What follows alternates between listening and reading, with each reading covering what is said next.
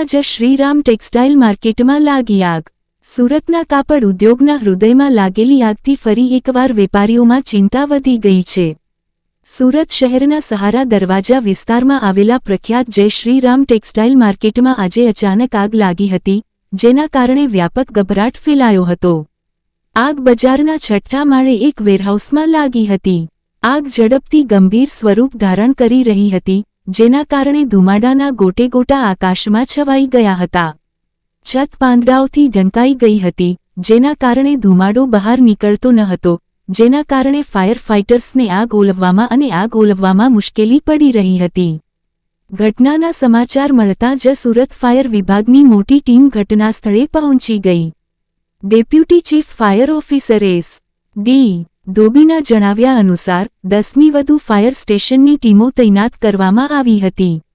મંડરવાજા, ડુંભાલ, ઘાંચી શેરી, કતારગામ અને પુણે સહિત અનેક સ્ટેશનો પરથી 18મી વધુ વાહનો ઘટનાસ્થળે પહોંચ્યા। ફાયર ફાઇટરોએ ચારે બાજુથી પાણીનો છંટકાવ કર્યો અને આગને અન્ય દુકાનો કે માળ સુધી ફેલાતી અટકાવી।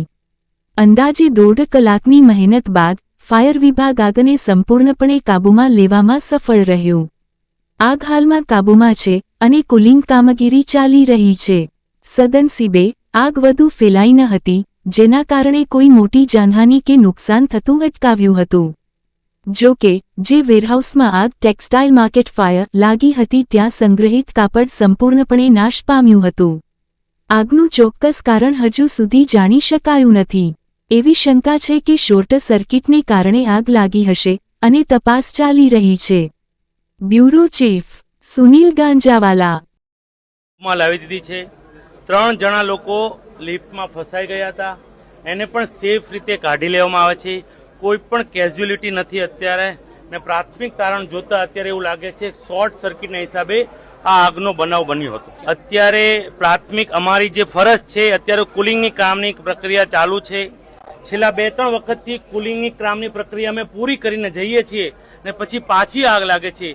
એટલે હું ખાસ અત્યારે વિઝિટ એટલે કરવા આવ્યો છું કે સ્ટેન્ડ બાય પર અમે બે ત્રણ ગાડી અહીંયા રાખી મૂકવાના છે આખી રાત, કે કુલિંગની પ્રક્રિયા બાદ પણ ઘણી જગ્યાએ આપણે છેલ્લી 2 આગમાં એવું જોયું છે કે આગ લાગે છે, તેના નિરાકરણ માટે જ હું આવ્યો છું।